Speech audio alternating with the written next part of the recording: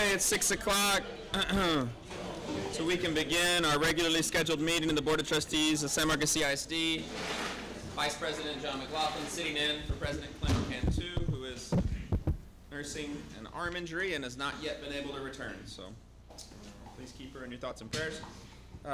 Anyway, we have the remaining 6 board members present, with just Ms. Cantu absent, so we have a quorum. We can proceed. If you please stand for the pledge. Carl, will you lead us in the pledge? I pledge allegiance to the flag of the United States of America and to the republic for which it stands, one nation, under God, indivisible, with liberty and justice for all. I pledge allegiance to thee and Christ, one state, under God, one and indivisible. Thank you. All right, we now will have the superintendent's report. Thank you, Mr. President, members of the board, and everybody back for January. Just a couple of quick announcements. One is we are here to recognize y'all, and we thank you as board members for the wonderful work that you guys do in supporting our teachers and our students. 3 years ago, y'all created the core commitments. I think we try to stick to them as best we can, and the board has a great deal of responsibility for that. You have supported us in everything we've done to try and make this district the best district for our children. Having said that, we recently found out that Bonham Pre-K last week was one of the 5 finalists for HEB Excellence in Education Award, so that's a big deal. That is a really big deal. I say that to say that this board made a commitment financially several years ago to get ahead of that. And now the state, as is typical, is now picking up on, oh, maybe there is benefit to a full day, fully funded pre-K. So again, that is because this previous boards had the foresight to put money into action and to make that a reality. So thank you. Athletics is in full swing, so please go out and support all of our students. We have a variety of athletic events. A couple weeks ago, our boys wrestling team competed in the Central Texas Wrestling Meet, which, if you don't know, is one of the bigger meets in the state of Texas. They actually won first place, which is the first time. And I say that to say, you know, Austin, Bowie, Westlake, Lake Travis, some of the bigger wrestling programs compete in that meet. So that's a big deal for us to compete against the heavyweights, so to speak. So it's fun to see. And then also this week we have our health fair. This Saturday we are also hosting, the Lions Club is having, for Central Texas, is having a huge regional meeting here, and they chose the high school to have it at. So I think that's indicative of the things that are going on. And so we appreciate you very much. I appreciate y'all, and let's make this a quick board meeting. Sounds good. Okay, now we'll move into the public forum. Please limit your comments to 3 minutes. We'll be hand timing them today without the benefit of the clock you can see, so I'll just let you know when your time has expired. We have 3, starting with Dan Lyon.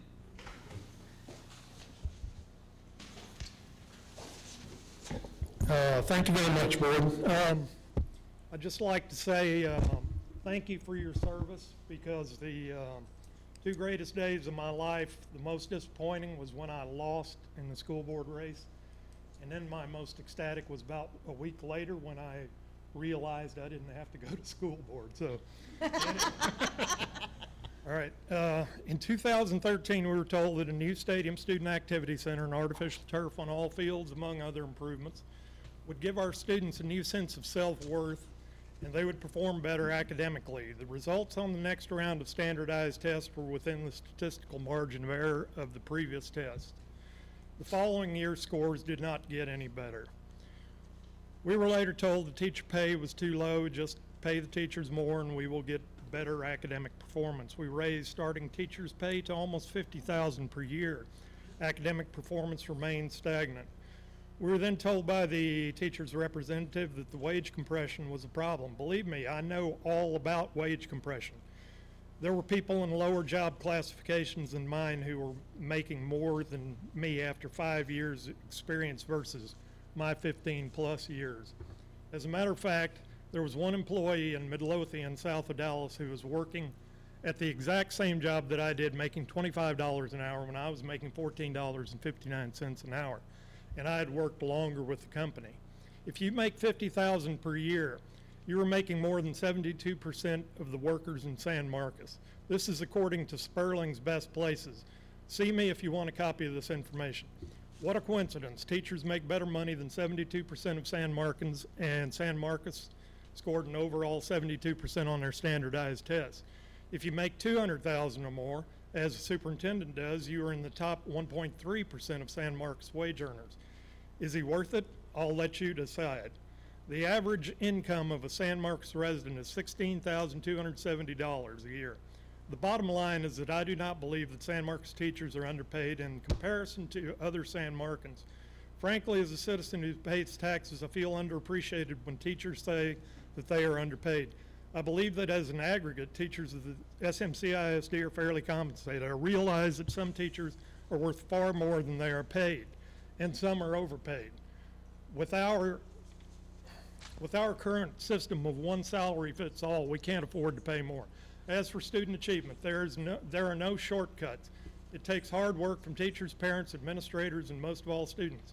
How do we motivate students? I believe the best way is to have successful graduates speak in front of current students and tell them about their formulae for success. I'm very encouraged by the CTE and STEM programs. If I had been in these programs in school. Okay, that's your 3 minutes, Mr. Lyon. We All right, appreciate your comment. let me finish my last sentence. If I'd been in these programs in school, I probably would be talking about my company in the Fortune 500. Thank you. Susan Seaton.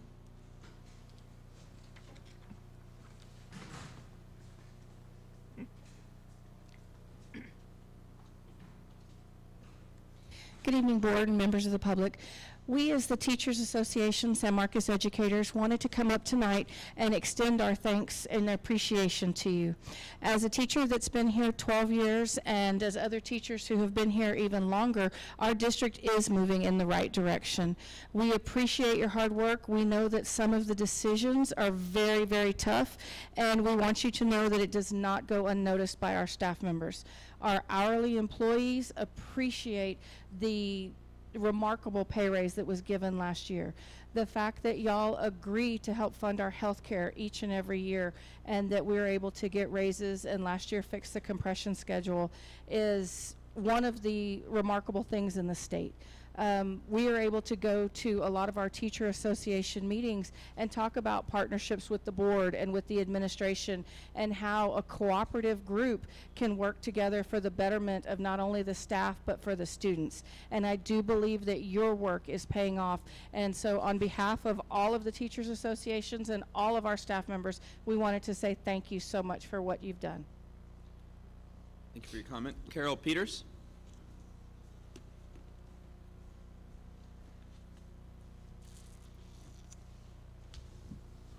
Good evening. Carol Peters from Caldwell County, San Marcos CISD. I wanted to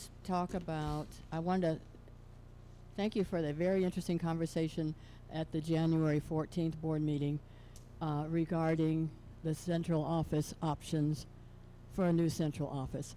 I think it was very good, and I was just delighted to hear it. And it looks like we're going to be having a report on that tonight, so I'll be interested to hear what that is. I think we do need a new central office, or we need to be able to get something that's ours as soon as possible. But I don't think we need to, rush into it until we figure out exactly the best thing. So of your ideas that you talked about, and I won't remember because I can't really read my notes very well. But anyway, I think you talked about possibly using the same location where we had our old one. I'm not sure if that's on the table at all or not. But I just wanted to say that a 4 or 5 story building, I think would look great there. Another option you had was using the new Lamar area building. I was excited with the ideas that you had there. I would imagine they're going to be reported in the report. So I think that was a great idea. And then I see that you have on the agenda to actually call a board election, which I guess would be to build a central office. And I agree with your concerns whether or not the community would pass that bond. So, but I'm glad to hear that you're thinking about it as an option. And but anyway, the idea of taking $8 million out of fund balance for a central office, I don't think that that would be very popular. And I think maybe if you could take $4 million out and find the other $4 million in a bond, if that's what you decide you have to have, is the $8 million, another idea. So anyway, thank you for your ideas. Look forward to hearing to what all goes on this evening. Thank you. Thank you for your comment. We'll move into reports and information items, starting with an academic update. Mr. Ruiz-Mills.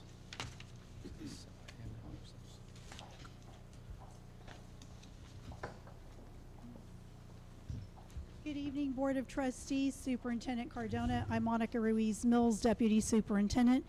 Tonight's academic presentation, we will be giving you a guidance counseling update followed by a CTE update. I introduce to you Ms. April Chapman Mustafa, our Director of Social Emotional Learning and Guidance.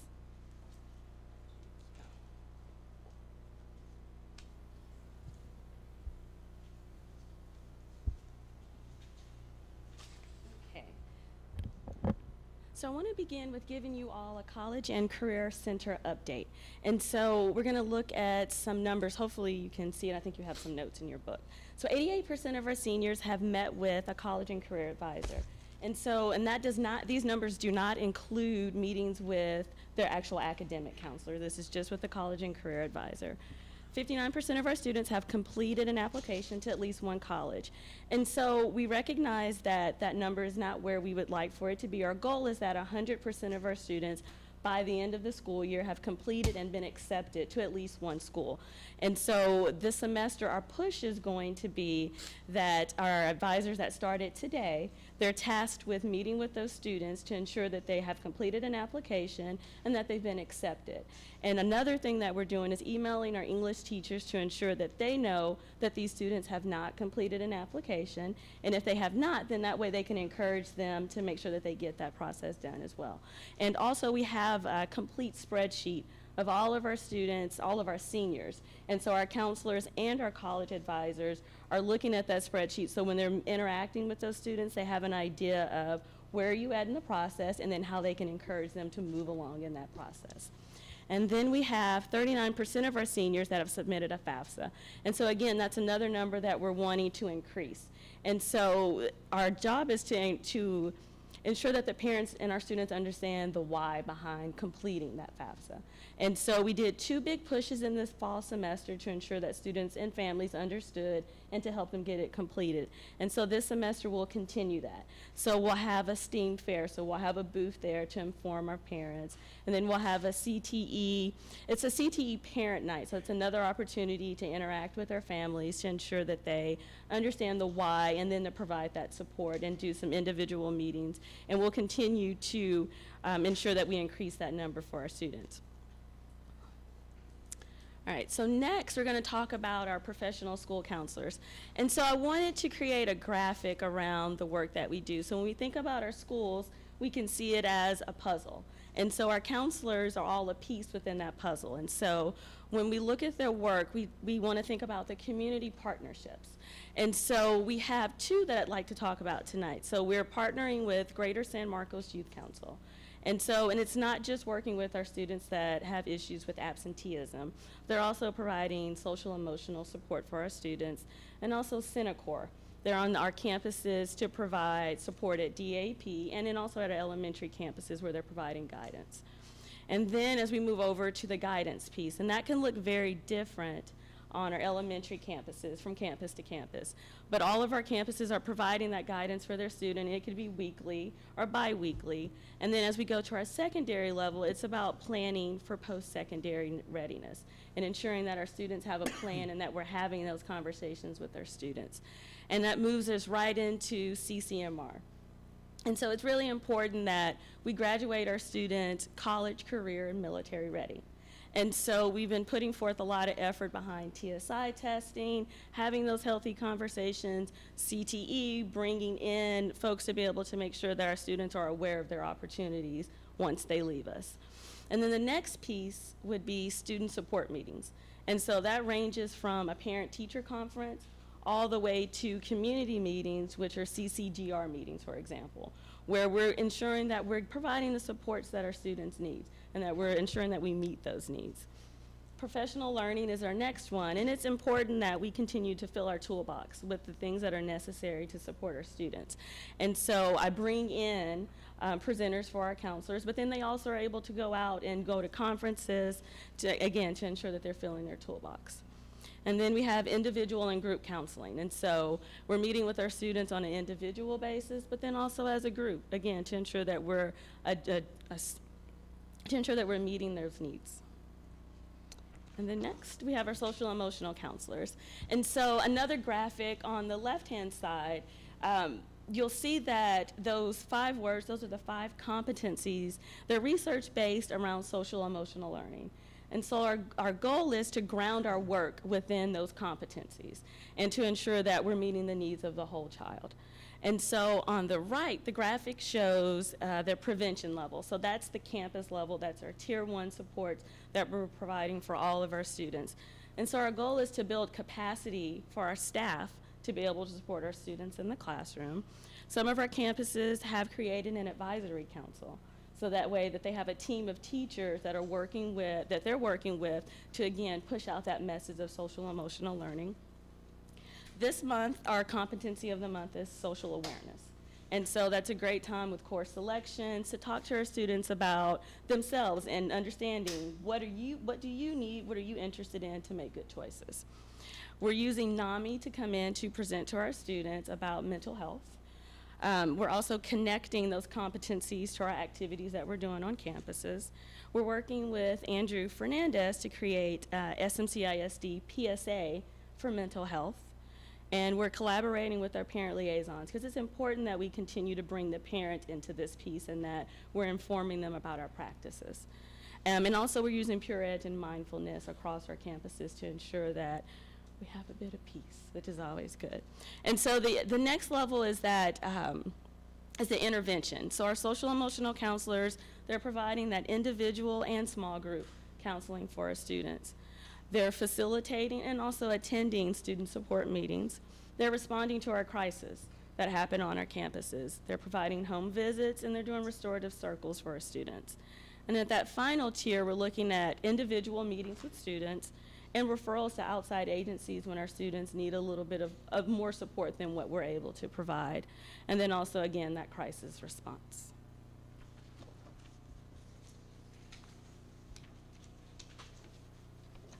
Good evening, Board. Superintendent Cardona.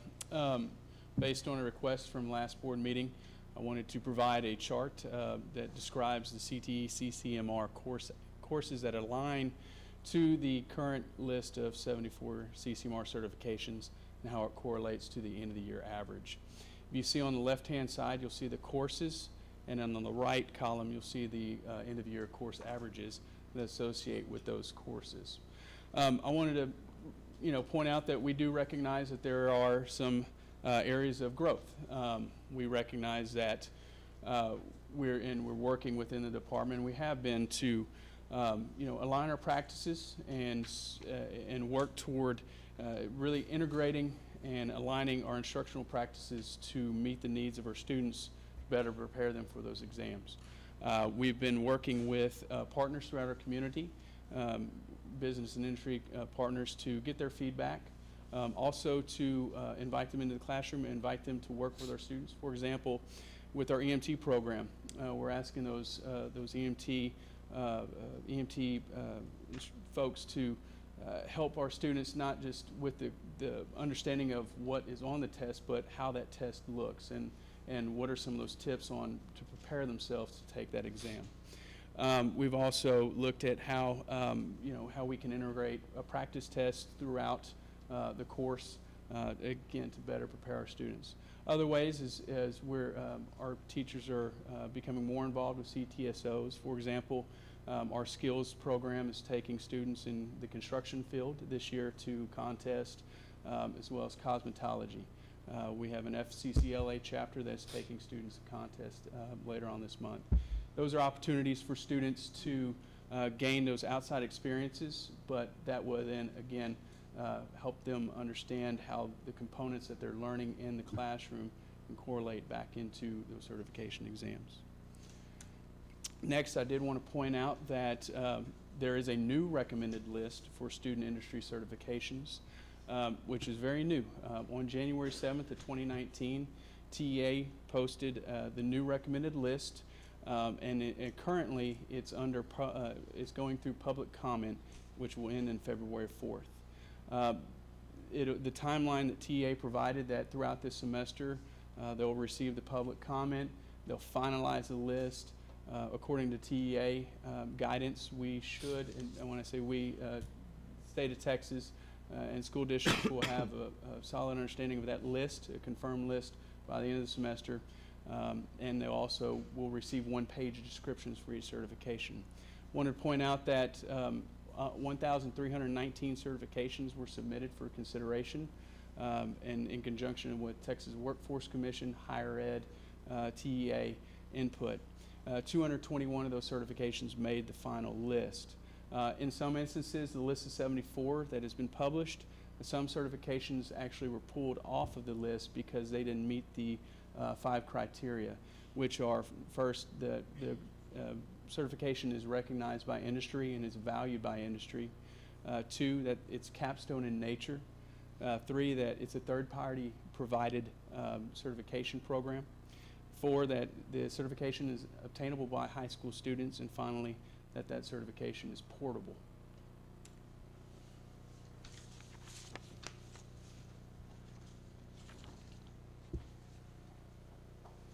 At this time, we'll take any questions. I have a question. Ms. Costilla? On the career page, I just when you're working with students with FAFSA, I know that it's, I used to do that many years ago. That's, I know where your concern is, which is my concern, 39% of seniors. How many seniors do we have? Is it 500 something plus seniors? I thought it was 506. And then of course the comment before that, 59 completed the applications to at least one college, and I know that also takes some time. And we have one career counselor. We have one that's actually in the College and Career Center, and then Vera Borg, she supports her as well. So there's 2 individuals. Do we not have also individuals from Rural Talent Search in there? Yes, and then the advisors that come from Texas. Do they also provide services Yes. and assistance in this respect? To be able to support the efforts. Are they called pretty frequently, the seniors, to come in and do their FAFSA, to do their completed applications? Yes, so that's what we were talking about for this semester, is that we recognize that the numbers are where they are, and so the effort is now to be more individualized, to say, okay, so this is where you are, how can we help you? What's your plan for once you graduate, and then start moving through that process to ensure that they get it done. And that's great, and I hope that we continue in that process. You know, not everybody's going to college, but at least they can look at some of their options that they need to be looking at, Right.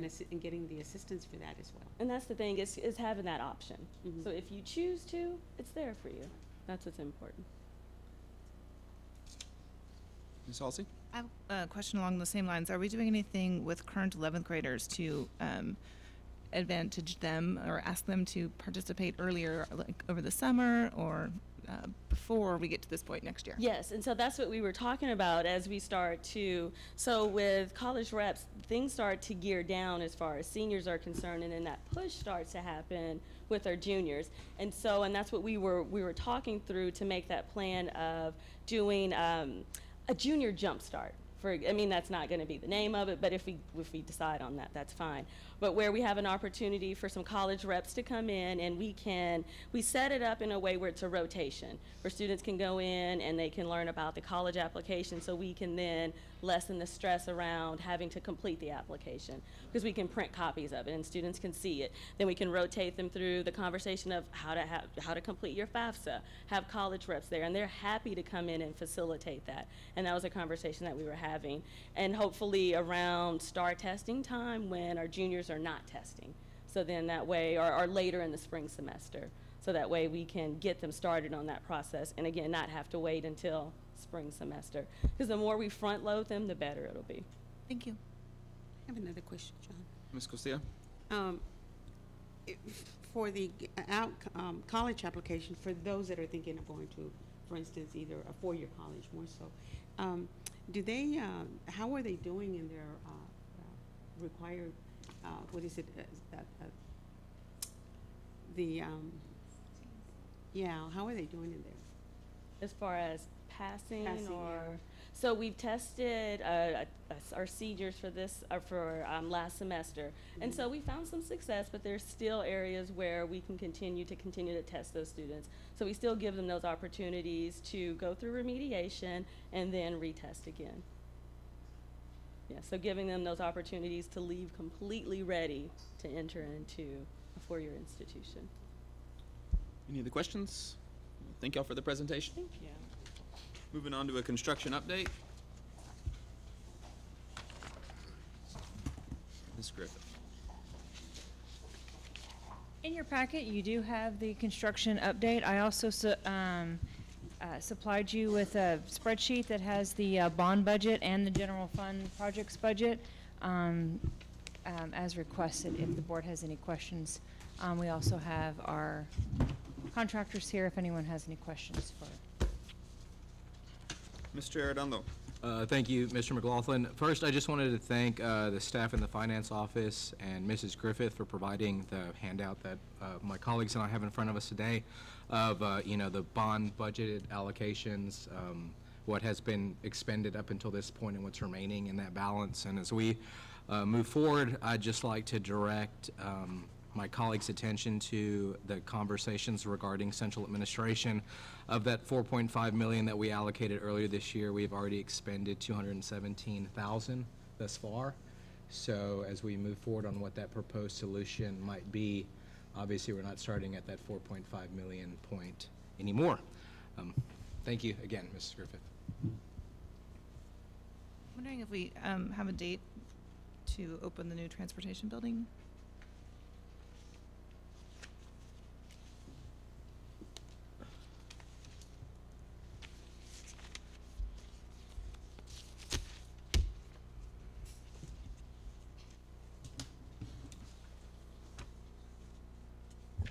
Good evening. Good evening, Board and Mr. Cardona. I apologize. I'm Jay Weston, Director of Facilities for the district. I apologize that I didn't get you an update for transportation into the board packet, but we're hoping to try to get a TCO on February the 4th. And I do have a kind of a update of where we are on there. I mean, we've done several inspections last week that had to be passed to get that TCO, and we do have the furniture on site. There's still some finish-up work. The perimeter fencing isn't up, the landscaping isn't done, and there's still some interior work that has to be done to the building. But we're hoping a week from next Monday we'll be able to apply for a TCO. So as my understanding previously, I thought that we were going to be running different bus routes this semester because we anticipated that that would be open. Are we running different bus routes, or are we the same bus routes? What's Mr. Wilsonek would have to answer that, but I don't believe we're running any different bus routes currently. So we're going to wait until the building opens? We're going to wait until the building opens. Reassign. Okay, thank you. Mm-hmm. Any other questions? I have general concern with projects running on time. It looked like to me that this bus annex was supposed to be ready, like according to the chart, in October, and it's not going to be until at least February now. The Hernandez re-roof, by my count, is at least 3 months behind, and it's not that I don't think the administration is doing everything it can in that regard. It's just that, I want to make sure to reiterate how important, especially in occupied campuses, the bus annex not being one, but in occupied campuses, that the construction move as quickly as possible. It's very disruptive in a number of ways. And as we spread out into virtually every elementary school, I would hope that our on-time performance would improve. And if there's something that we can do as a board to expedite anything, whether it be approvals that delay or especially things that delay once construction starts, I hope that those would be brought to us, whether it's an agenda prep or in a meeting on short you know, as short notice as practical so that we can get these things done in a timely manner. Kadence McShane is here tonight if you would like to address any concerns. I feel like I've sounded off on the Hernandez roof, you know, a lot. I think they're working really hard now. I mean, like in the last 30 days, the pace of progress is very impressive. In the first 6 months, it wasn't as much. So, but in any event, I don't need to hear from them. Okay, thank you. If there's any other further questions. I'd just like to echo Trustee McLaughlin's comments as we move forward. I know we have one general contractor who is essentially overseeing about 50% of our bond projects. And as we move district-wide, I hope that our, timeline matches up as much as it does, as Perkins and Will's timeline matches as much as what actually happens on our campuses and on our school sites. Ms. Hanson? And we're proceeding, I'm asking a question, so that Rodriguez will open on time. That's my big concern is that we. I believe we do have some rain days, but they have some plans, to my knowledge, that we're going to try to use to catch up. Is that a correct statement?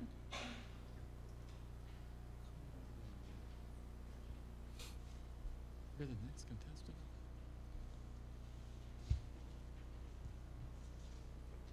Correct. Good evening, board members. Joshua Eckert with Bart Lecoq.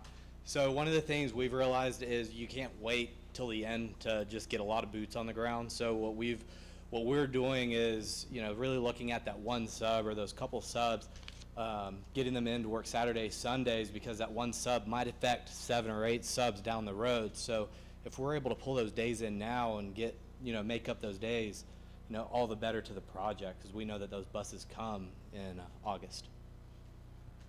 Kids. Yes. But you don't currently have a high level of anxiety that you might not deliver the building on time? No, sir. Okay. Thanks. Ms. Griffith, if you could also, after this meeting, provide us a breakdown of the $217,355 that was spent on central administration, that would be helpful. I don't remember specific authorizations rather than the global ones, so I think some of this might be architecture, but It is. I would like to see it. Okay. Okay, that takes us to item 6C, the central office update.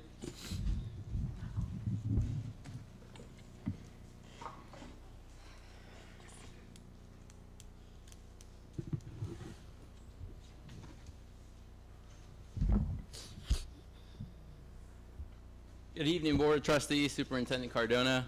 My name is Andrew Fernandez. I'll be presenting on the central office.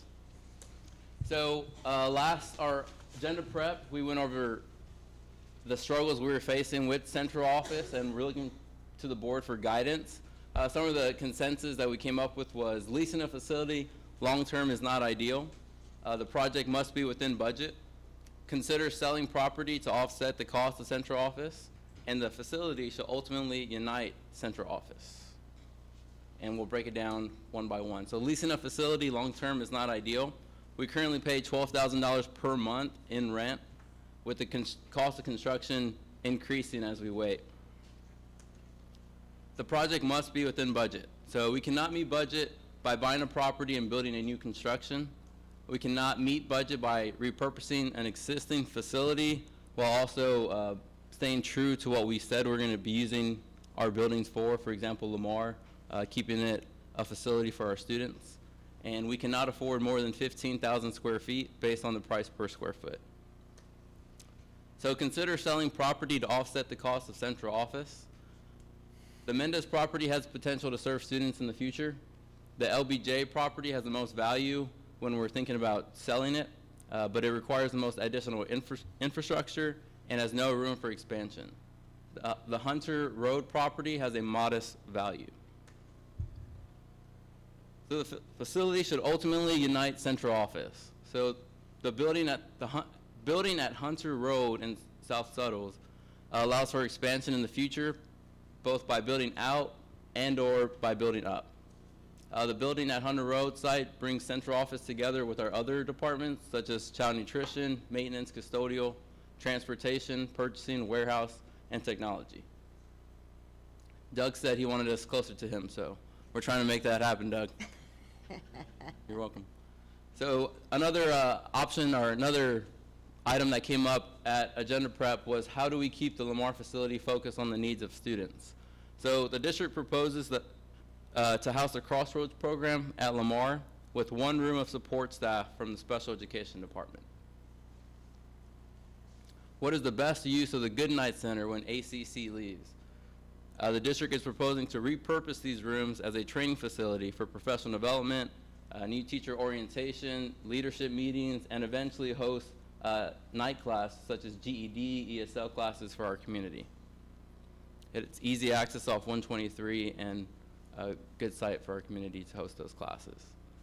So that brings us to our recommendation. So our administration is recommending that we utilize the allotted $4.5 million to build a new central office under 15,000 square feet on the current San Marcos CISD property off Hunter Road in South Suttles.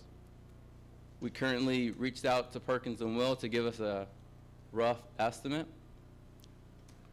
And so building a new construction roughly around 14,000 square feet at $235 per square foot would bring us to right under $4.5 million. And that is our staff recommendation. We downsized the square footage of central office, meaning no boardroom in this particular plan, and it also wouldn't bring special education or our student data services to this building. So it would be strictly those at current central office to a new building, downsizing from our projected building at Mendez. So that's our recommendation to the board. Questions, I'm sure. Ms. Halsey? The original projection for square feet was 22,000? Down Right, Karen? For Mendez? Right around 22,000. 22,000, right? And can you go back to the Lamar, how we propose to reuse Lamar? To house our Crossroads program? And Crossroads will take up the whole building? No. So roughly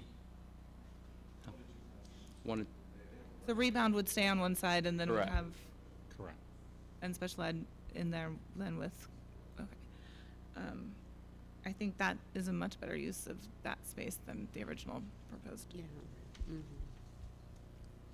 That's it for now. Ms. Hanson? And I know Crossroads utilizes the bus stop, bus stops where they are. Are they going to be able to do that at the site?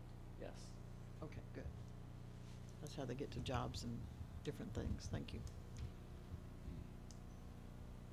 Is anything else? I mean, I think that the general direction of a more scaled down project would meet, would have a better chance of getting a consensus upon the board, from the board, but that's not an item for action that I see this evening. So, maybe we could look at tacking a central admin workshop onto an agenda prep meeting in the next couple of months, and that way we can sound off on what that would look like. I personally would like to see what value we could find per square foot that might allow a larger facility at a lower square foot multiple. But so maybe if folks from the architect or construction could be available for that workshop and maybe set it up around their schedule, we could circulate dates through President Cantu. That would be at least what I would like to see. Ms. Hanson? And this new facility we're talking about, would we be able to add on to it? Yes. So, and we talked to Perkins & Will today. They would be able to attend the agenda prep on February 11th and actually give us a design by then. Yes. Super. I mean a layout, not a full-on design, but a layout. Yeah, Yes, just ma'am. a good idea. Mr. Arredondo? Thank you, Mr. McLaughlin. At this soon-to-be-determined workshop, if we could have, again, representatives from the architecture team and even maybe a local construction group that could answer some of those questions. I know a lot of the cost comes from some of the design and development standards imposed to us by the city of San Marcos when it comes to the percentage of masonry that has to be on the building and what materials can and cannot be used. And, quite frankly, I think if we build something that meets, fire code and safety standards and ADA requirements, I don't think it should be dictated to us what materials we use, especially since we're trying to keep as much money in fund balance and in the classroom. So I'd like to see what kind of options we have when it comes to variances from the city to not only save money, but also increase the square footage for staff, to see if we can get, you know, the special education department or student data services in there if we're not having to use such expensive materials for the outside of the building, just so that it looks quote unquote nice to our city officials. Okay, thanks, Mr. Fernandez. That moves us into the quarterly investment report. We all mark our calendar for this. That's why I'm here. You did such a good job, that's not too exciting. On your, in your packet, starting on page 30 is the investment report. We did really good this quarter. General fund earning $186,569. Debt service at $34,301. The construction fund at $530,225, and the food service fund at $1,784. If anyone has any questions? Seeing none, we can move to, you have a separate quarterly financial report? Yes. So starting on page 36, you will find the financial report for the second quarter. You will see that normally what I do about this time is I tell you that it's about 50% of the budget when you look at expenditures. Because, you know, the year, even though our school year starts July 1st, our academic year technically doesn't start until September 1, so we have to accrue and then book the accrual. So it makes it a little different when accounting. So when you take a look at it, a portion of those salaries, like the raises and stuff like that, don't actually come out until, or aren't seen until we do the accrual in June. So if you look at it, I know it's kind of confusing, but if you want to look at this one, we should be at about a 45% mark as far as expenditures and salaries, and so that's a better judgment at this time when you're looking at where we should be in our budget. So we're pretty much on target. It looks like that, you know, we still have some room. We're not right on the budget, but it looks like we're doing really well, and revenues are coming in as expected. Any questions? Separately have a question as to the food service budget. Have you been able to verify, you know, when it was presented that we've moved to free for all lunch, we were told that you projected that to be revenue neutral. Do you have any sort of interim review of how that's going? Well, we have looked at the data, and we are receiving more than what we originally thought, but I can bring a cost analysis. I have not reviewed it in its entirety, so I could do that and bring that to you next month. Okay, thanks. Anything else? Okay, thank you, Ms. Griffith. That takes us into the approval of consent agenda items, and the administration is advised that item 7B they're pulling that. It's unnecessary at this time. So that just leaves the board minutes, and if anyone's reviewed them, or I'm sure you all have, I'll entertain a motion. I move that we approve the regularly scheduled board meeting minutes of December 17th and the special call board meeting minutes of January 14th. Okay, Ms. Hanson's moved. I'll second. Halsey has seconded. Any discussion? All in favor? Any opposed? I'm going to abstain since I was in here for the December meeting. That's 5-4 with 5 for approval and Mr. Arredondo with the abstention. That takes us into items for action. Item 8A, consider approval of bus purchase for food service Meals on Wheels program. Ms. Griffith? Yes, I'm going to ask Mike and Melba to join me. And on page 43 of your packet,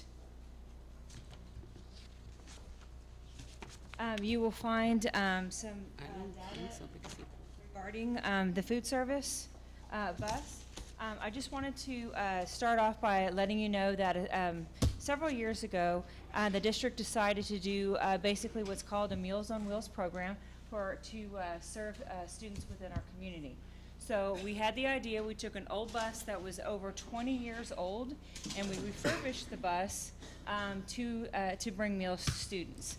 Okay, currently what we did, we just took seats out of the back of the bus, and I'm gonna try and pull up these pictures for the community.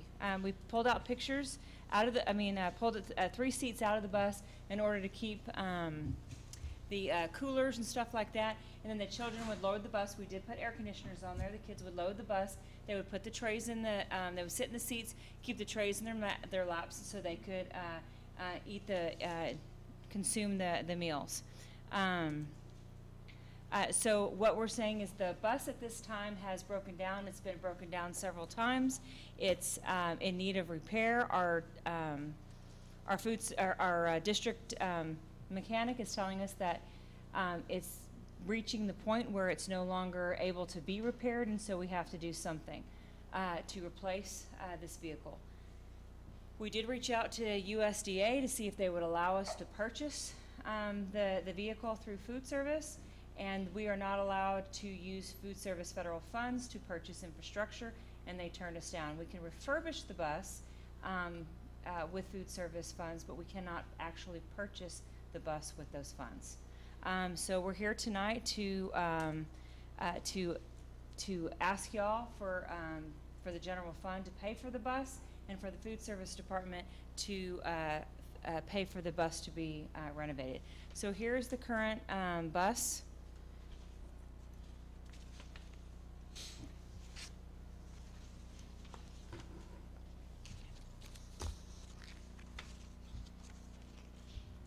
So like you see, we have the seats that are in there. We have the seats in the back that are removed so that it can fit the warming. This is an example of one that was also refurbished so that the meals and the kids can eat on one side of the bus, or more of this style where you can put actual tables and chairs inside the bus. And our idea is to be able to serve from the back, and it's not going to quite look like, it'll look better than this, but to put chairs and tables in there so when the kids come in, they're actually sitting on the table and not have their chairs in their lap. The food service funds can pay for the inside to be refurbished, they just cannot buy the bus. And so that's what we're requesting from you tonight. Ms. Villapando? Ms. Griffith, will the bus come with the seats in it and you have to remove them? It's going to be stripped? Yes. It will be a white bus with no seats. What we did ask, there's two different quotes, because what we did ask in the quotes is, one, we needed a lift to be able to lift children on the bus that are in wheelchairs. Also, it needs to have the dual AC so the bus cools down, and then also it's got to have a generator for the cooling and warming equipment. Mr. Arredondo? Thank you, Mr. McLaughlin. Regardless of quote 1, 2, or 3, the additional services of having to do any work inside of the bus, are those services going to be rendered locally, or are those going to have to be sent off somewhere to, install that lift and add that kitchen equipment and things like that? Is there a service locally that can do that? What we'll do is we'll put it out for bid. I mean, we put the bus itself, we got a quote for totally empty, and then they quote us to put an AC unit in, a generator in, and a lift in. So we will most likely use the same company. Cindy will be involved in that. The marketing and the wrap and stuff, it'll go out like a bid. The one bus that she had shown earlier was Judson ISD. They did their bus several years ago, and a company out of San Antonio did but there's people locally that do wraps, and but we want it to be right and nice and more convenient for the kids. The old purple bus in those first couple pictures, or when it's brand new. She has some pictures of we went out there last Thursday and took some pictures. It's in bad shape. I mean, it's got 280,000 miles on it. There's stuff that we saw when we were out there, rust underneath the window, and the head mechanic and the other mechanic said, it's not safe anymore for, let alone kids to be on it, but for us to be driving around on it. Ms. Costilla? Ms. Griffith, on these options that you have here, you all talk about a generator and lift, and then you talk about AC. Some of them don't have. Well, because when we got the quotes, it all depends on the bus company and what they can provide. That's why the quotes are different. So the two that we did get was from Longhorn and Bluebird, And so what they can install and they can deliver the bus, they gave us their quote for what they can do, and so it comes differently. So it's not like comparing apples to apples. So for instance, Bluebird, the first one that you see the quote, that one's gonna come with the lift already on it, and then we're gonna have to install the generator, or we have to install the generator and the lift, and the AC comes as part of the equipped bus. This includes the AC. Right. Okay. And then on the Longhorn, it's the lift is included, but the generators and AC is not. So that's why it's a different price. Ms. Halsey? Yeah, I have two questions. The first is, how long would we expect for this bus to be in operation if we purchased a new bus? Well, we normally give our bus lives 15 years before, but this one should have a longer life because it's not going to be run. And I believe what we're going to try and do also is, it's been recommended by the mechanic that we buy a gas engine motor rather than a diesel, because you're not supposed to let a diesel sit over time, and we're not utilizing this bus as much. It's just mainly for summer use. So we could possibly come down also on this cost after changing out the engine, but. And then you'd supplied the numbers, the meal count numbers, and I just wanted to clarify that that totals 1,762 number of meals that were served over the course of those 3 summers, that was only for the 3 mobile locations and was not inclusive of the other summer That's only off the bus. sites. It's just the bus. The first one, why it was way out of whack, higher the first year, is we used to drop meals off at Encino Point, which was on the way to Regency and we did that, and so that we included that as a site within the bus, so that's why that first year was inflated. Got it. Thank you. Ms. Hanson? There's quite a bit difference between general fund and food service on each one of them. If we go with quote 2, is that gonna cause a problem for food service to pick up that much? Well, right now, food service, we do have a healthy fund balance, so at this point in time, we can't afford it out of the food service fund. Mr. Arredondo? Thank you. Mr. Boone, I hate to put you on the spot right now, but if the district were to make this investment in a newer bus with these, upgraded facilities and equipment and things like that, would there be opportunity for your department to increase services, or do you forecast with a new bus and, a highly equipped bus at that you could expand programming in the summer or anything of that nature? Well, I mean, we do 4 stops right now, which is, and the schools are open from 11 to 1 for feeding, and we get at Morningwood at 10:45. And the last one is at Watamo, and they get done at 12:45. So really, there's not, it would have to be before 10:40. 4 spots is the maximum. We've kind of adjusted to where the most participation. I anticipate a little push with the new excitement of the new bus, but I mean, these are basically, 75 to 100 kids that are way out in the, to use the boondocks, that if we're not going out there with this bus, they're not eating, is the bottom line. Because, they're, Morningwood's 20 minutes from Travis, and then Regency's way out Post Road, and then we go to Riverview Apartments, and then, so we're hitting some of the areas that are not real close to schools that kids can get to. So I guarantee 90% of those kids that we're taking care of off the bus, if we weren't going there, they're not gonna be eating a nutritious meal for sure, and they're not gonna be probably eating a meal at all, so. Thank you. Ms. Hanson, do you have another question? So you said that you're serving 75 to 100 at each stop? No, the total for the whole 4 stops, yeah. So could more kids be added if there were kids available? Oh, yeah, we can fit, on the current bus, the configuration, we can feed probably 55 to 60. Okay. And that's what I will tell whoever's doing the inside. We want, capacity where 55 to 60 kids can sit down and eat. Good. Mr. Boone, a couple questions. Can you service the existing program out of vans or other transportation options? Really, Morningwood built a little playground area with a couple picnic tables. Right. One of the regulations is that the the meals has to be consumed on site. On or near. And before, when we've been audited, you know, the site is the bus itself, the inside or the immediately surrounding that. When they came and went to Morningwood, I go, well, the whole site includes that, but Regency has no picnic tables or anything. They do on the other side of the office under those trees, but that's pretty far from the bus. Yeah, I mean, the bus pulls out up front. And then I asked her, and then Riverview does it, and almost every year I was telling somebody that at least twice a year I have to go to a site because people will try to take the meals home with them. And I'll have to go to a parent and say, you know, we love feeding your kids meals, but one of the regulations is you've got to eat it on the site. So that's what the site is considered, the immediate surroundings of the bus or inside the bus. Okay.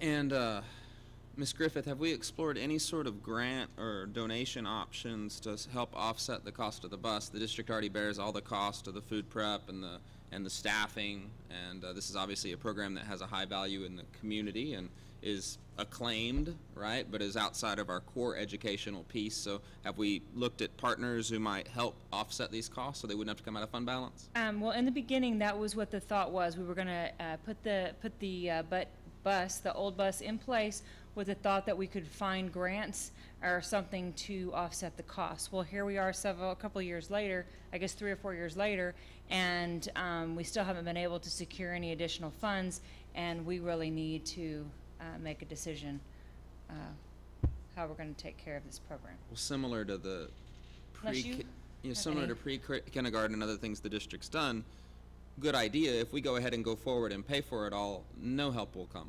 You know, we'll bear that cost, we'll bear that replacement cost. Just the bus and the equipping of the bus, even if it runs 20 years, is $5 per meal, you know, projecting out over time, which is not counting the food and staffing. So it's a pretty expensive program to run, which I really adore and have participated in prior years before my board service. But as to fund balance, I'm uncomfortable authorizing $100,000 without exploring whether there are opportunities for us to not bear that cost.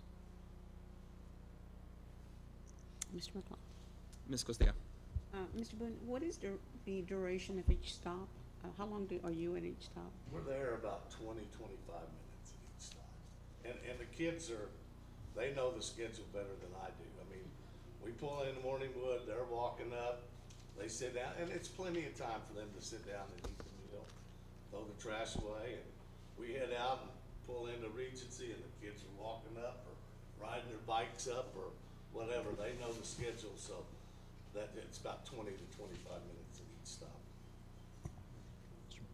Mr. Arredondo. Thank you.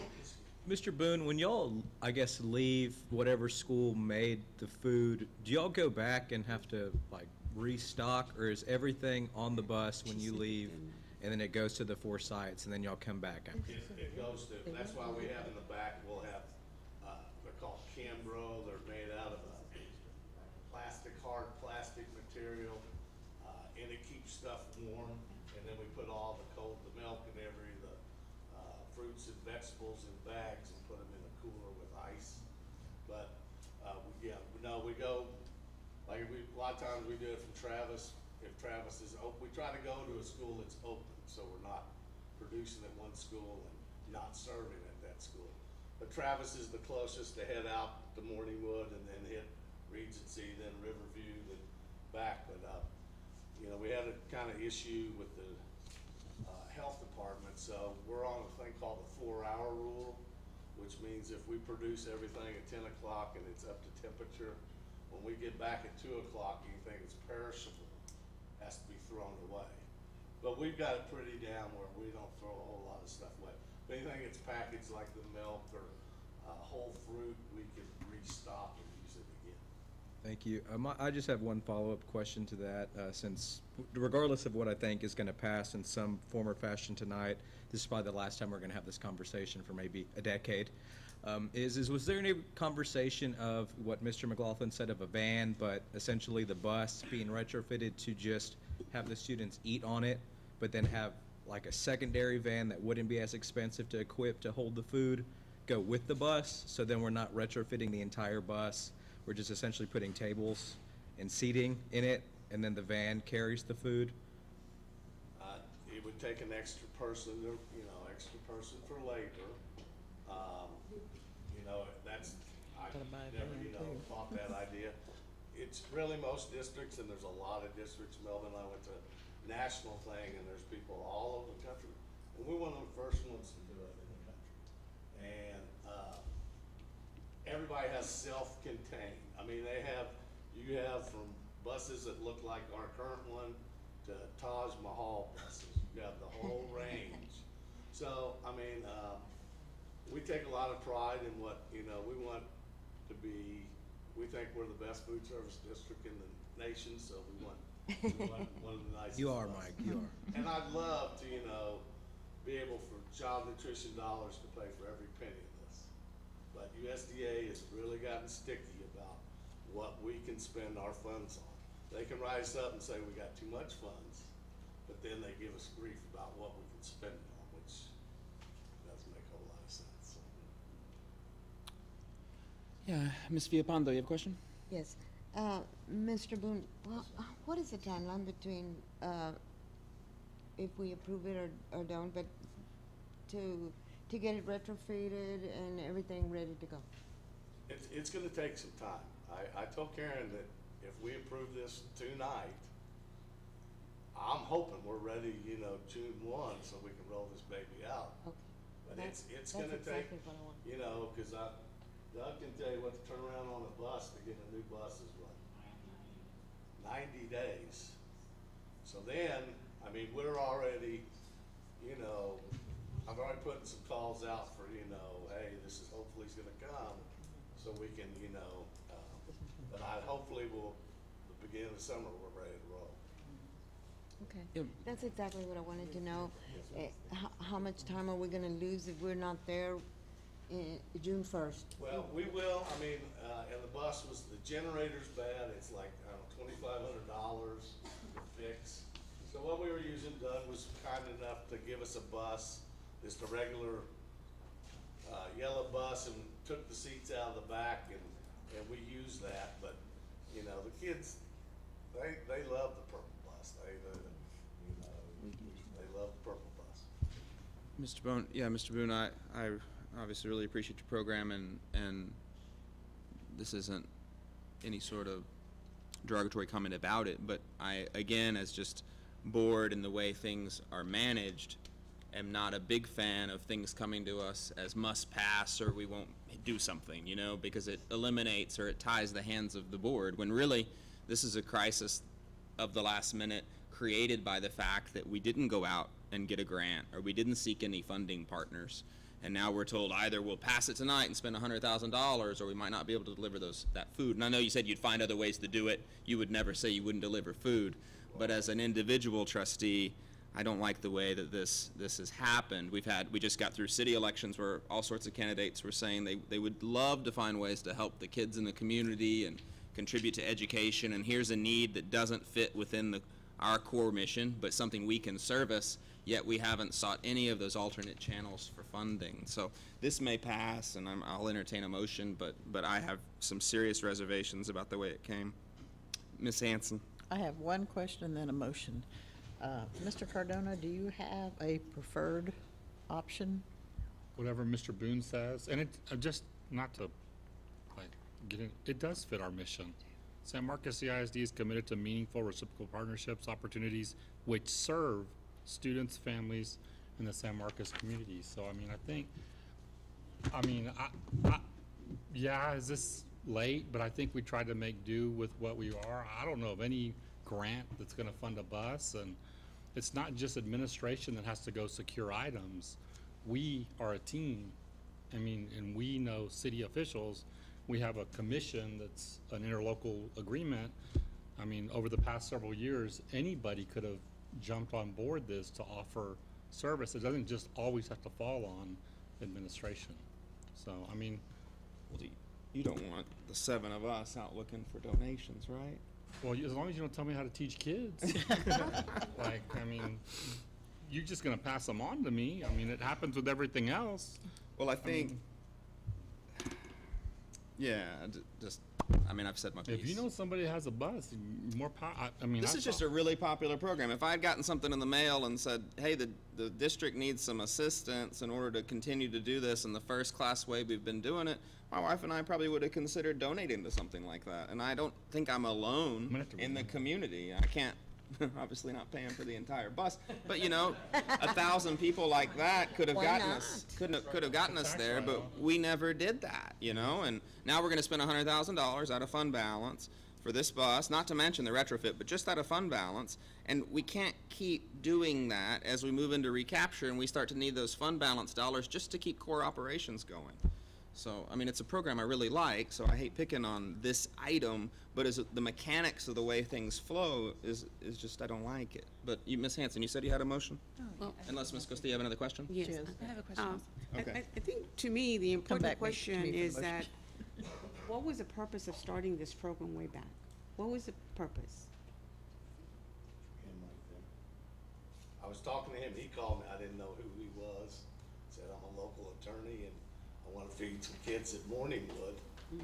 And I go, well, how many kids you want to feed? And he goes, well, probably 20. And I go, well, we can't, that's not financially responsible to open a site there because that's not enough kids to have a person staff it and, you know, so I would, you know, I get one good idea every decade, so. So I go, and it just came to me, I said, well, what about a bus? I said, maybe there's several locations that are way out there and, you know, But it's, what I'm asking is that the purpose was because there was a need. there was a strong need. I mean, And seriously, if those kids at Morningwood, they would never, And that's what I'm getting at. Yes, ma'am. If the purpose was because there was a need for students in our district in helping them, because, I mean, research says that when children get the food that they need, or some diet, a more regular diet, they tend to produce and be more proactive in a more positive manner. That's where I'm coming from, is if we started this because there is a need, and we support this need, and as Mr. Cordona just mentioned regarding our goals that we have, that it goes in line, then why are we, I understand the cost more than anybody, I think. Remember, Mr. McLaughlin, I was here when we were dwindling down to that certain budget many, many years ago. But, so if there is a need, and it's imperative that we continue with it, because it is serving a need, then I just don't see the question of whether we should or should not. It's a matter of finding what we can and cannot do. And if it's something that the food service department can contribute, I think that's going hand in hand with providing that need. Ms. Halsey. Yes. So I would just ask that as we are considering ways in which to rewrap the bus and ways to refashion the interiors, to see if there might be opportunities where we could also do some summer learning engagement opportunities on that bus, so that we just saw the number of students who have applied to college in the middle of their senior year, and we know that kids, you know, have the summer slide when they're not in class all the time. So are there ways that we can provide additional learning supports while the students are also getting meals over the summer? I'd love to see that happen. Yeah, transportation already said we need to put Wi-Fi on it where we can have reading programs and doing other kind of programs for these kids while we have them for those. College essay outreach, reading programs. and when we started Mr. McLaughlin's group, they had a group that they would do activities with the kids beforehand and afterwards. We've taken toothpaste out before, we've taken books out to the kids, but that's, yeah, we need to find another organization, church or whatever, and continue that. Well, and I don't know if there's a way to tie it into the Gear Up program that's currently running in both the middle schools and will now be in the high school next year, but if there's some way to wrap into that around creating a college-going culture, I think that would be great. So. Ms. Hanson, you had a motion, you said. Yes, I move that we approve quote 2 with $87,000 coming out of general fund and $115,446 out of food service. I'll second. We have a motion and a second. Any further discussion? Mr. Arredondo? All right. All in favor? 5. I'll be opposed. Difficult vote. Love the program, but as to send a statement about the way these things happen, that's 5-1 with 2, absent. We can move on to item number 8B, consider approval of new district school boundaries.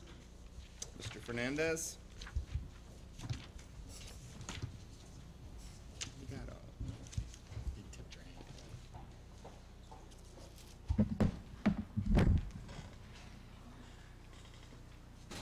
Board of Trustees, first off, I think on behalf of the students of San Marcos, thank y'all for the investment. That's a huge investment for kids that deserve that type of program, so thank y'all for doing that. Rezoning, it's really the same presentation from last month. I can go through it, or I can go straight to the new information that I received. You can go to the new information. We can ask questions on the old.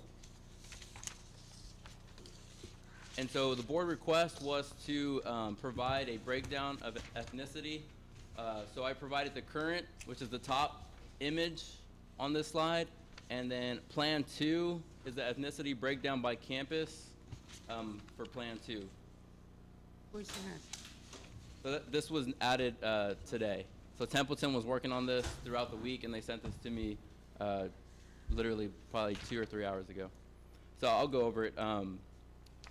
I can't read it, so. Yeah. Especially the left. I can see the numbers, but I'm not sure what. Do you have it in paper form, Mr. Fernandez? No, sir. Can we get it in paper form, Michael? Would you have the ability to print it off if we took a 5-minute break? Yeah, I can do that. Okay, let's take a 5-minute break and be back at 7:17.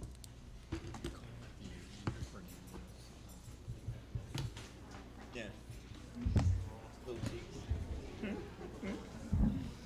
I saw you sent over something else too. Single admin.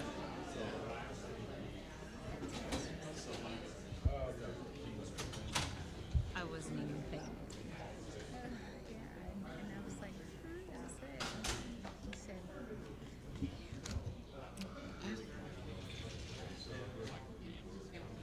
Accused him of always having Fernandez do the different comments because he has a high Q rate.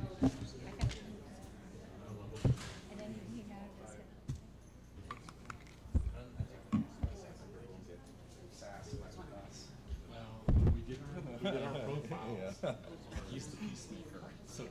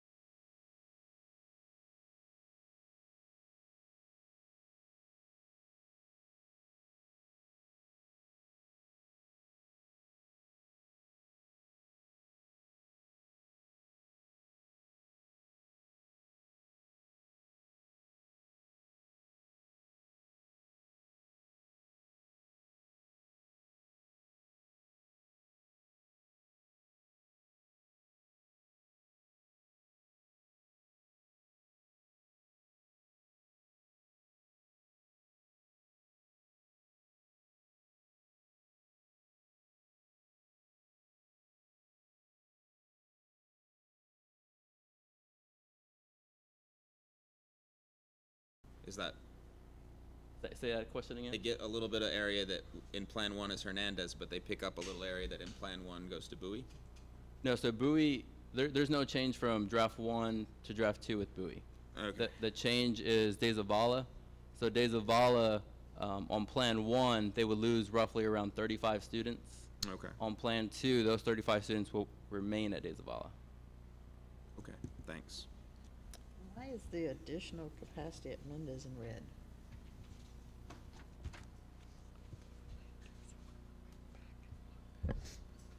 The additional capacity, 531? Yeah. Ms. Griffith, do you want to answer that question? I'm sorry. So why is Because it it's in over. red for additional capacity at 531? But no, why Oh, is it because, red there? we're doing the, Colors? No, that's the not. flexible spaces, and with the flexible spaces, we're taking away classroom space, and that was one that we've been adding capacity. Right, I forgot about that. You mentioned that before and it just went. Hey, Ms. Halsey, question? And there's absolutely no way to change the fact that Mendez numbers on you could just go up and Crockett goes down. Say that again? The number of students who are economically, I said it backwards. The number of students that are economically disadvantaged at Crockett goes, no, the other way. Do I have it? Sorry. They both go up. Mendez and Crockett both go up. Yes? Yes, okay. Sorry, I retract my question. No, so Crockett would go from retract my question. 66% Ecodis to 64. Yep, I got it. Else? Ms. Costilla? Don't know who to pose this question, maybe to Mr. Superintendent over here. We prefer you pose them over there. He jumps in. Where is it? You gave us, the Plan 2, right here.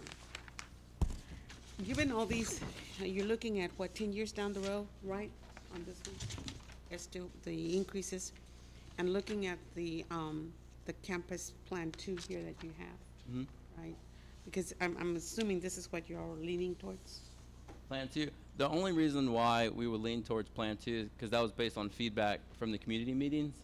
So we wanted to give the community an input, so we want to respond by at least providing you an option with their responses. To me, it looks more like neighborhood schools here as far as capacity. I look at, for instance, Crockett and Mendez and Hernandez.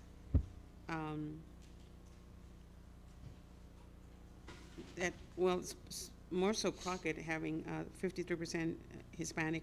We're almost 75 Hispanic population here. Right around 73.3. And I mean, I'm just looking at numbers here and looking at the forecast that these numbers are going to go up higher, I would think, regarding, and I'm not saying that it's going to stay the same. I do not know whether in 5 years we're going to need another elementary school where it's going to shift the numbers again. I have no idea. I'm just looking at those numbers, and we have high numbers in some of the other schools. Bowie, De Zavala, Mendez, and Rodriguez with Hispanic populations, and low numbers for the other ones. So in looking at the forecast, I'm assuming that these numbers are just going to probably going to stay the same, and those numbers will go higher in those categories. Possibly, yes. Okay. And looking at remembering the academic performances of those campuses, that's why I wanted to address my comments to the superintendent more so that we need to make sure that we have those resources in some of the other lower performing schools that have that high population of and make up ethnicity of either Hispanic or whatever that are not performing where they need to be.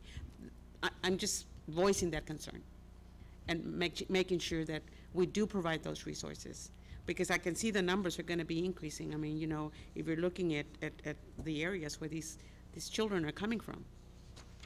So just a reminder to the community, we do budget. Ms. Griffith actually last year redid our budget to account for economically disadvantaged. So we do fund our schools based on need and has provided support in that area. And so this would help them continue that move to provide the support services. Ms. Halsey. And could you please remind me, I understand that the students will not switch middle schools next year, but what will the change be to how the elementary schools will feed to the middle schools under both plans? Correct. So not next year, but the following school year, Crockett, Hernandez, Travis, and Rodriguez will be zoned to Miller Middle School, and Mendez, Bowie, and De Zavala will be zoned to Goodnight Middle School. Once again, give me that. Yes, ma'am. So Crockett, Hernandez, Travis, and Rodriguez will be rezoned, or will be a feeder for Miller Middle School, not this school year, not this coming school year, but the following But the school year. 2021 school year. Yes, ma'am. And then Mendez, Bowie, and De Zavala will be zoned to Goodnight. Any other questions?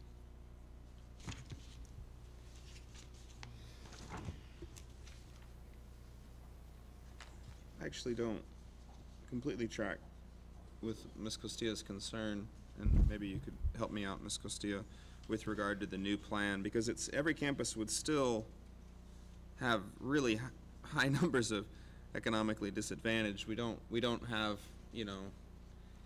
any school that has, they're all majority economically disadvantaged in the new plan, as they are all majority minority elementaries. What were your concerns about the change?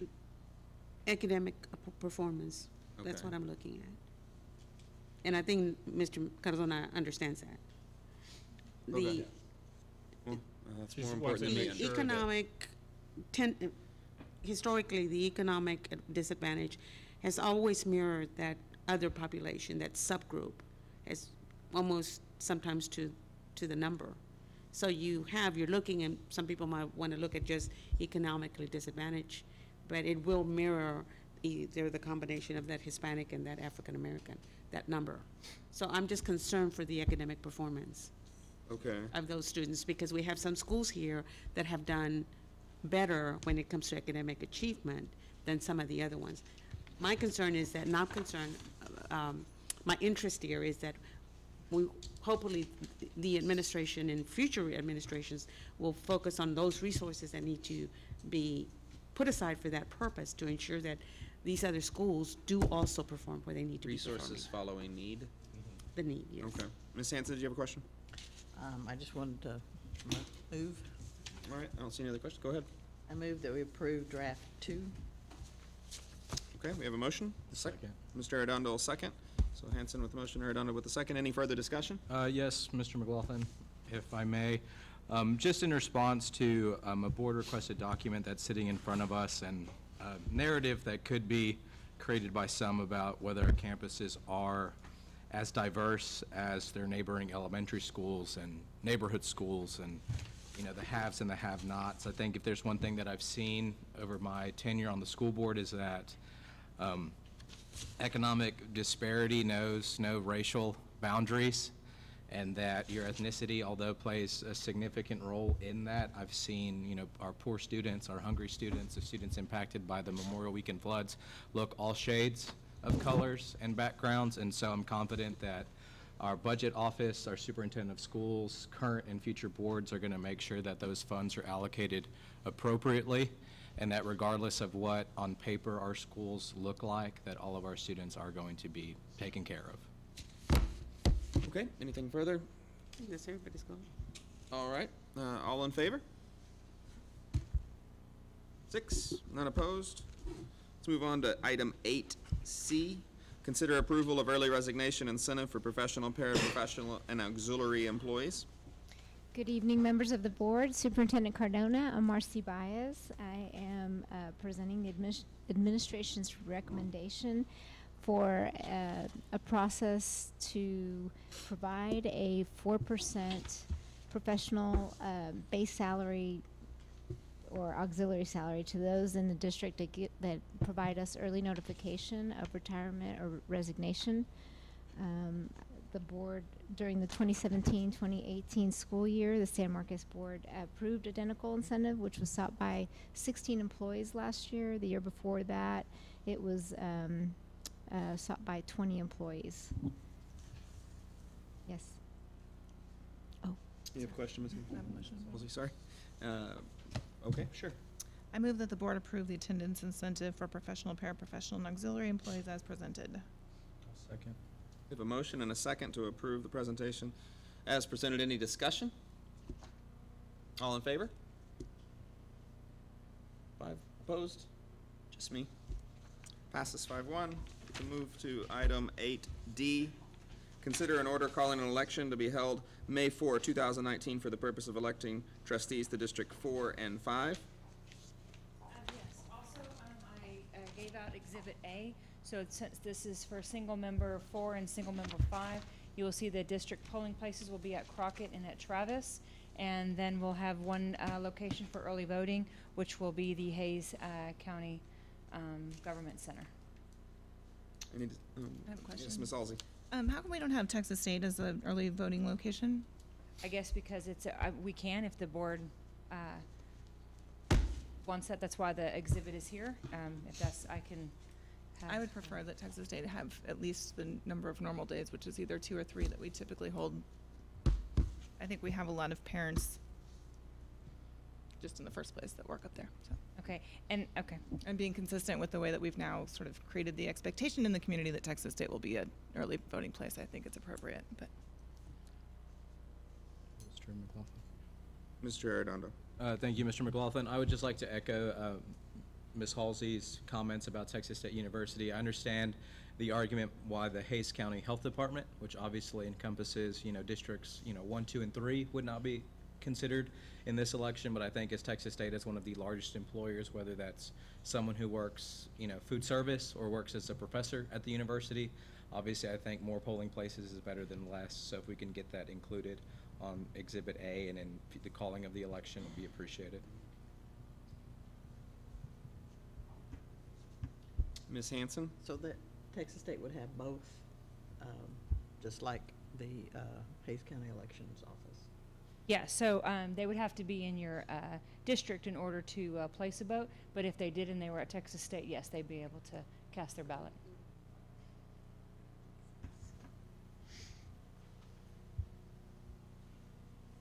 Is there, there's obviously 2 trustees. Are you going to make that as a part of your motion to approve the thing? You want to make it as an amendment and we can stand alone vote on it, or are you just going to propose that we do it as modified? I will propose that we do it as modified. Okay, is there any further discussion on the polling places or the addition of any?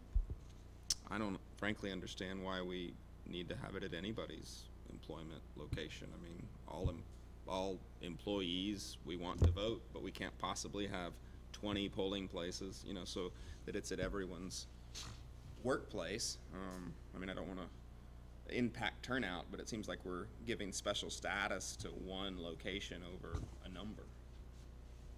I'd be amenable to doing it at the Broadway location. I'm in favor of having as many open polling places as possible during the early voting period to make it as convenient to any voter in the community to cast an early vote. And I think when we had talked about this at a previous election, one of the guidelines from the elections office was that we had to have polling locations that were consistent so that every voter doesn't wake up every day and not know where they're voting that time in that election. So I'd be absolutely fine with considering additional polling locations. I just thought that was the one that we saw the biggest additional turnout at recently. But I'm city elections or in the November elections. Yeah, but I would like us to take a polling machine around to every registered voter and have them cast it at their door. Or online. Yeah. So I'm not trying to prioritize any particular group over any particular other group. I understand. I would And like Ms. to see Broadway added. Do you know, since the Hayes County Elections Office administers our election, if there's a limit to their capacity to do that, or we have a limited number of boxes, we have a limited number of workers, or do we know? I can't answer that question, but they've done it in the past, so I don't When know we did why they the wouldn't. at-large last time, we Yeah. had several. Yeah. And so we're actually limiting, we're not going to all those places, so it seems like we'd have more machines. But that's just me thinking off the top of my head. But I'm sure that, I mean, we don't expect that foresee any a other, problem. we're not expecting the county or the city to hold an election in May. It wouldn't matter because we have our own machines. Right. I guess to respond to Trustee Hanson, I'd be comfortable then too, to stay consistent with previous elections and having the 3 early voting sites as it's been historically for the last several years since I guess May of 2017, then those 3 sites would continue that tradition of those 3 early locations. Okay. Ms. Villapando? What would be those 3? The government, the old health department, Texas State University, and then the government center.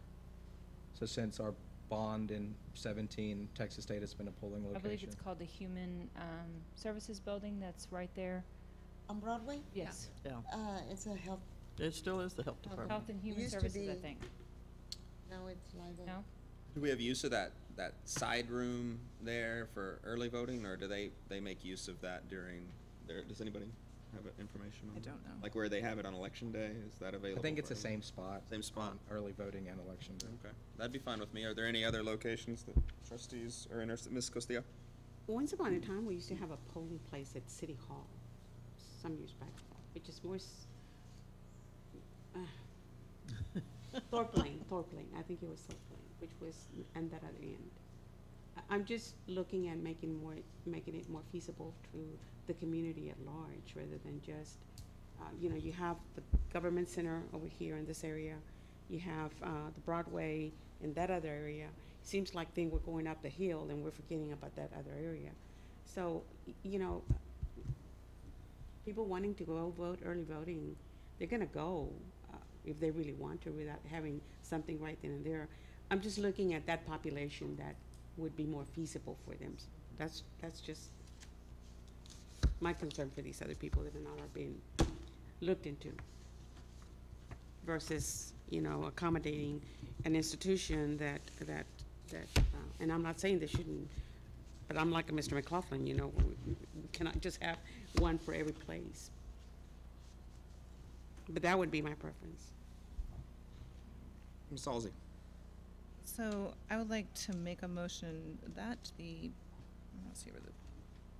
that the board approve the attached order calling for an election on Saturday, May 4th, 2019, for the purpose of electing 2 trustees to the San Marcos Consolidated Independent School District Board of Trustees, with day of voting being held at the individual polling places for District 4 and District 5, and early voting being consistent with our pattern for the last couple of years of having Hays County Elections Office open throughout the early voting period, and the Health Department and Texas State being additional early voting sites with the number of days typically allotted at each. Okay, a motion, a second? Second. Mr. Arredondo with the second, Halsey with the motion. Any more discussion? Just to clarify on Ms. Halsey's motion, and for my colleagues on the dais, would that motion, I guess, encompass what is in Exhibit A in our original board book, which lists all those dates as reference, just so that we're all on the same page of what historically is defined as? There's an electronic copy in our board book that has those 3 locations listed with those dates, so. Not the one in front of us? Not the one in front of us, no. So. Okay. I believe that's correct. All right, all in favor? Opposed? 5-1, Costilla. That takes us to item 8E. Actually, I think this is Mr. Arredondo and Ms. Halsey's item, but I think you were seeking to table that, pull it until we had a better idea of what we were doing with the admin? Yeah, just as a clarifying, I guess, comment as we postpone this, there was conversation at our January agenda preparation meeting about the expenditure of $8 million from fund balance and the need and impetus to do that, because it was a timely and kind of a time-sensitive, critical issue. And, now that the budget, I think, is well within that range of $4.5 million, I think there's less of a need to take that proposition to the voters at this time, pending the outcome of our future workshop. Okay, so we'll table it until the workshop, unless anyone's opposed. That takes us to item 8F. Consider appointment of representatives to serve at the San Marcos Commission on Children and Youth. I have a question before my motion. Trustee Halsey, you currently serve on that commission. Are you interested in continuing your service? I'm happy to continue my service. Okay, then I'll make a motion that we reappoint Trustee Ann Halsey to serve on the City Commission with our SMCISD representative. And I'll second. Are we just appointing one person, or is there? One specific position, I think, and I think the second position is not a staff at the directive of the administrator. Okay, that's, I thought there was more than one, so that's why I was curious. Okay, any other discussion? Okay, we have a motion and a second. All in favor? 6, none opposed. Takes us down to item 8G, consider approval of budget amendments. Ms. Griffith. Yes, on page 76 is the budget amendments as presented, and the item number 16, I believe we will change to reflect 87,000 rather than 107,000 on page 77. So budget item number 16. How much was it? Will you say that number again one more time, Mrs. Griffith? Budget line item 19-16 was for 107,000. That will be changed to reflect 87,000 for the bus, as presented earlier. Okay, any discussion on budget amendments? Entertain a motion. Move that we approve all 3 budget amendments. Ms. Hanson's motion, second. I'll second. Ms. Halsey with the second. Any further discussion? None. All in favor? 1, 2, 3, 4, 5. Against, 5-1. I move that we adjourn. Second. We're down to second. All in favor of adjourning? It's unanimous. Thank you all for turning out.